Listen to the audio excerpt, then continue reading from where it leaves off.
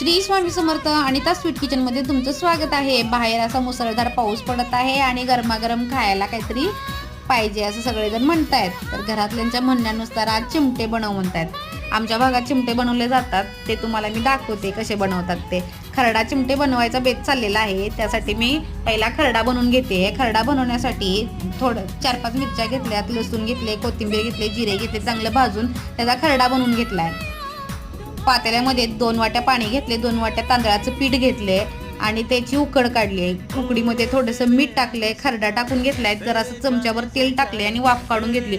5 मिनिटं वाफ काढून घेतल्यानंतर ते चांगलं मळून घ्यायचं। मळून झाल्यानंतर त्याच्या चांगल्या अशा उरळ्या करून चिमटे बनवून घ्यायचे। चिमटे बनवून झाल्यानंतर ते चिमटे चांगले उकडून घ्यायचे। 10 मिनिटात चिमटे उकडून निघतात। त्यानंतर आपलं चांगलं गरमागरम सांबार बनवून घ्यायचं आणि त्याच्यामध्ये ओतून मस्तपैकी एन्जॉय करायचा। एकदम मस्त